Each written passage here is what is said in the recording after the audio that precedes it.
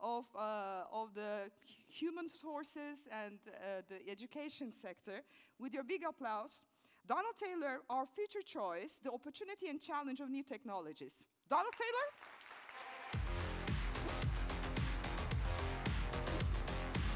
Thank you very much. Çok Thank you. mersi. Please. Çok teşekkürler. Bak, başlangıçta biraz Türkçe konuşacağım bundan sonra. Okay. Niçin olmaz? Evet yani. Başlangıçta biraz Türkçe konuşacağım bundan sonra İngilizceyle başlayacağım. Yine İstanbul'da olmak çok güzel ya. Ben gerçekten ben kariyerim burada başladım. 1987 gibi buraya geldim. 5 yıl kaldım. Biraz Türkçe öğrendim. Ve hala bir parçam burada kalıyor.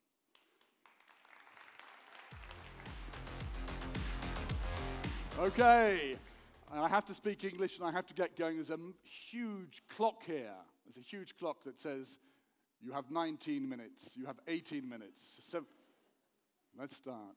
Let me talk about my history very quickly, and then I want to talk about how the world is changing for us and nothing is changing. So I'm going to ask two questions, important questions. One is, what is our role in learning and development? In our lives, in our work, what's our role? Not what do we do, what's our role? And the second question is, well, gelecekte, how do we get ready for the future? All this technology, all this change, what do we need to do? So when I started my professional life working as a computer programmer in 1981, but I say a computer programmer, the computers that I worked on are now in the Museum of Computing. I'm not joking. The National Museum of Computing has the PDP-11 that I worked on in 1981. And then I came to Turkey and I taught English. And I taught English because I wanted to help people succeed. That's why we're in learning and development. We want to help people succeed, individuals. Since then, I have done probably almost every job you can do in learning and development. I've taught, I've created courses, I have set up companies, I've sold companies, I've been on the board, I've been the chairman of the board. I've done lots of things. Now I run conferences, and I've run the Learning Technologies Conference in London since 2000, and I do research and writing, and I do a small bit of investing and supporting startups in our field. I've gone from that teacher of English in Istanbul in 1987. By the way, Özlem, your research is very good. It's a bit scary. You're waiting to come on stage, you're thinking, what is she going to say? Neyle biliyor. When I started teaching English, and my role was to focus on the individual, and I wanted to help the individual succeed, but since then, all those things I have done, now I'm got to the stage where I understand our role is twofold. First, we help individuals succeed, but secondly, we help organizations succeed together, the individual and the organization. That's our role. And that doesn't change. That doesn't change. That's the great thing. We know today and in the future that's our job. Great. But technology changes how we do that job. Okay, so that's what I want to talk about now. And of course, when we say technology today, we mean IK, AI. I'm going to say AI. When I speak in Madrid, in Spain, by the way, if I talk about ChatGPT, I can't say ChatGPT. I have to say ChatGPT, because that's how the Spanish say it. Okay, so I'm going to say AI for IK. So let's have a look at AI and the effect of technology, and I'm going to come back to this issue of what do we do right at the end. By the way, the person who really knows about AI is Thomas Otter, and he comes on after me. So, the definition of AI, according to IBM, the definition of AI is this. Don't bother reading it, because I don't think it's a very good definition. Really, what it says is artificial intelligence is intelligence that's artificial. Okay, it doesn't help us very much. What we really want to know about AI is, can it help us with the big problem? And the big problem is, can it tell the difference between a chihuahua and a muffin? That's the big issue we're facing. So this was brought up in, everyone's got their cameras out now, yes. By the way, I will make these slides available afterwards. We've got the links at the bottom, so Otter will send the slides out, but take photographs. In 2017, this chap decided to work out, using the Google algorithms of the time, was a picture a chihuahua or a muffin? And really, the answer, it got it right about 50% of the time. It wasn't very good. Fast forward to last year, and somebody goes back and does the same thing with ChatGPT. And they put this prompt in. Please tell me, what is in each cell in a table with this picture? So it gives the same picture, and here's the responses, and it does it 100%. Not just 100%, it says Chihuahua, slightly showing teeth. Group of Chihuahua puppies. It gets all the detail right. Now, I don't know, but your experience may be like my experience. The first time you see these things, it is exciting, it is shocking, and you wonder, how is the world changing? What happens to my job? This illustrates, I think, what AI does. AI does some things really well. AI looks at data really quickly, a lot of data really quickly, and it gives us the answers, and it can do it at scale, really big. Okay, but there's one important thing to remember. Certainly with large language models, and generally, it is not infallible. That's a great word in English, yanılmaz. It's not infallible. And if we believe that we can give it a problem and get the answer, and the answer is 100% correct, that's dangerous. So I do, as I say, research into what happens in our space, in learning and development.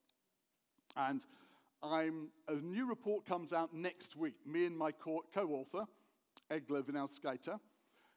But the last report was April, and we looked at what people in learning and development are really doing with AI. All right.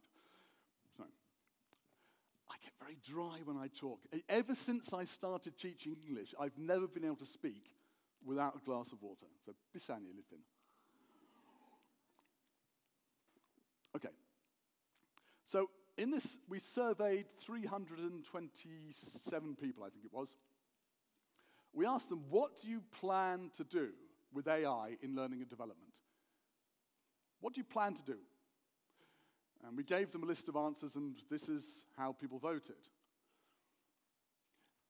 You can see that content, producing stuff, takes up most of what people want to do.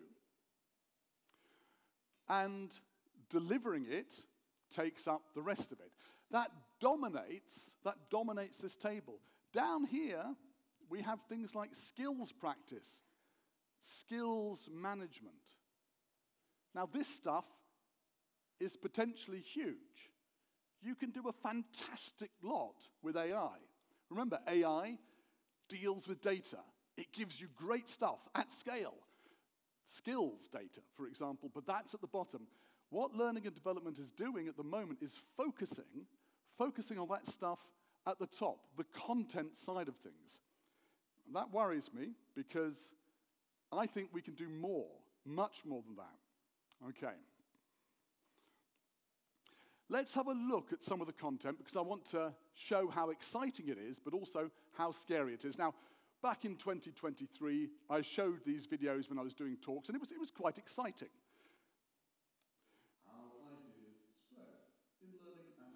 That's not me. Okay, biraz alçaltabilir miyiz? Okay.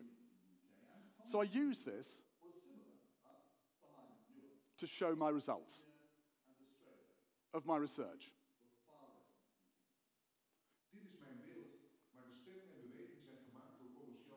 Okay.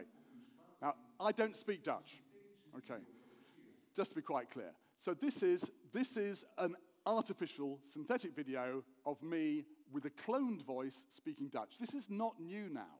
Last year, we looked at that and we said, oh, this is fantastic.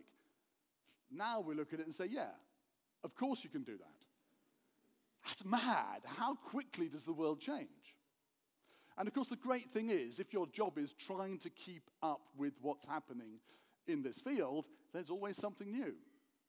So I think last June, we had Notebook LM being brought out, which is a great way of summarizing documents. So if you haven't played with it, go and play with it. I went to it and I put in my book, which is Learning Technologies in the Workplace 2017. It's about 70,000 words. About 70,000 words. I went through 100 case studies. I found the best ones. I built models for how to implement learning technology in your organization. And I thought, well, I'll take that book and I will put it into Notebook LM. How does it work? I put it in, and I did this in a hotel room with a sandwich from room service. I started eating my sandwich. I had 2 bites. After 2 bites and 1 sip of red wine, bang, the summary comes up. So here's the summary. Yeah, it's actually pretty good. Here are some questions. That's interesting. But the thing that really made me interested is this blue bar here. 6 minutes and 27 seconds. Of what? 6 minutes and 27 seconds of artificial voices discussing my book. Yeah. There's an American man, and there's an American woman. It's American man, so of course he talks like this, and he's very confident. He has a deep voice. And she is just super excited about everything. Let's listen to what these people say about my book. They're not real. Just remember that, they're not real.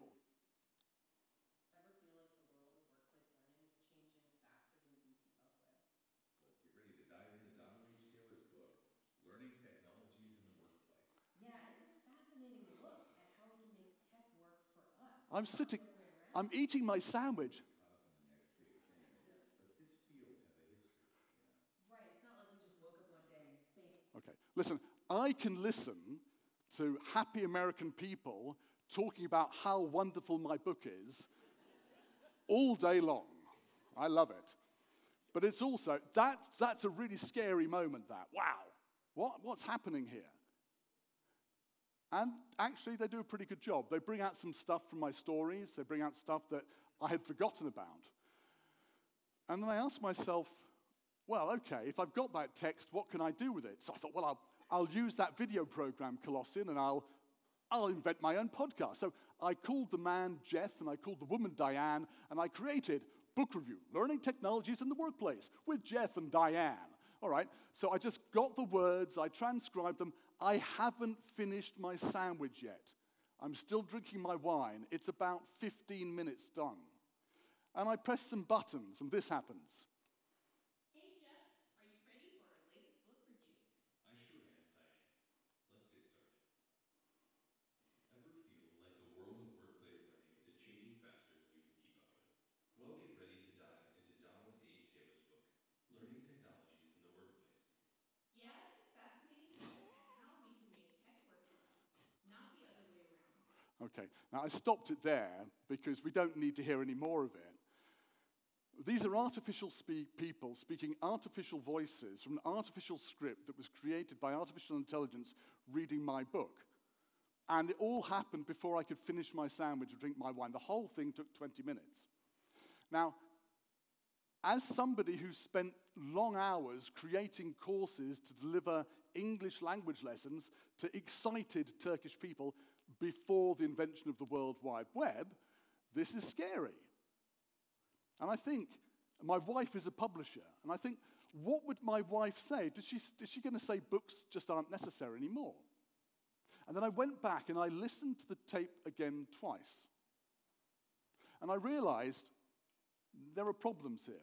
The key problem is it doesn't deal with the two models that I created. They're just not in there at all. There's a lot of excitement, there's a lot of discussion. They sound like real people, but they're not actually talking about the core of what I was writing about. It's a bit like, you know these people, politicians who are really good at speaking, but they don't know what they're talking about. It's the same in every country, don't worry. And that's definitely what we've got here.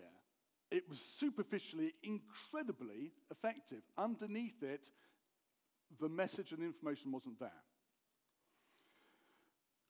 So I want to go back to our question of what do we do in learning and development. Now, my colleague Egla Vinauskaite, who helps me with the research, has introduced this thing, the complexity scale. We've looked at lots of case studies, we've surveyed people. We say that AI can be used in a sophisticated way, in a simple way. And along this, there's a whole series of things you can do with it. You can start with administrative tasks, content, and you can go all the way across to skills management. Remember I mentioned that earlier as a great example of how we can use data.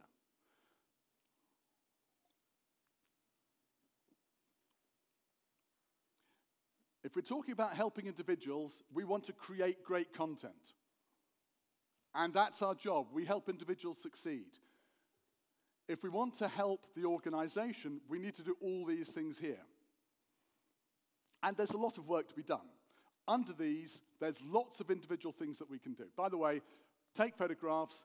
I would definitely, I'm not going to get in the way just for the moment, take photographs, but please do link in with my co-author on LinkedIn, Egla Vinauskaite. There's only one person called Egla Vinauskaite, E-G-L-E, all right? Link in with her because she knows what she's talking about. To come back to my question, our job is to support individuals and organizations. We do this, but we have to decide where are we on this scale? What are we doing? If we are only creating content down here using AI, I think there's a problem. If we're using the power of new technology to do this, I don't think we are running with it. I think we are walking with it. And there's a problem. If we can create it that easily, like that video I just showed you, everybody can create it that easily. We're facing a tidal wave of really boring, bad content produced by amateurs who don't know about learning. As learning professionals, it's our job to make sure this stuff is great. But it's also our job to move out of that area here and come across here and work with the rest of the organization. And here's the trick. You don't need to be technically brilliant to do it, but doing all of these things here, and we've got great case studies of this really happening now, doing all of these things doesn't require just technology. It requires great relationships with the rest of the business. So to come back to my question, what do? We help individuals. We help organizations succeed. We do that by being great at learning, but we also do it by having great relationships between the learning department and the rest of the business. I've spent a long time in this business working to try to deliver great learning. I'm 61 now. Now it's my job to help everybody in this room do that. So I'm here to support you in being great learning technologists for the future. So I want you to just ask yourself the question, where am I on this? Where do I want to be? And if you want support, contact me. I don't know the answers, but I know lots of people. And somebody I know will know the answer. I'm here to support you. I'm here to serve you. Let's just wrap up very quickly. One thing I'm concerned about. There's a new report we have. The report comes out next week. Otter will distribute it to you. We asked people this month, 420 people, what are the expected benefits of AI for your organization? This is what scares me. Top, create more content. Okay. But what about quality? If we put quantity so far above quality, there's something wrong. When I was working teaching English, I spent a lot of time trying to make sure my stuff was good quality. I'm sure you do the same thing. We can do it quickly. Anybody can do it quickly. Our job to help the individuals, to help the organization, is to make sure it's the best quality. And that means we don't focus on producing content, but rather we focus on working with the business. That's me. Link in with me, please, and let's work together. I've said I'm here to serve you. I'm quite serious. You can always contact me, and I'll get in touch with other people on your behalf. Just want to say it's a delight to be back in Istanbul. I hope to be back in Turkey again soon. In the meantime, iyi çalışmalar, I guess. Thank you.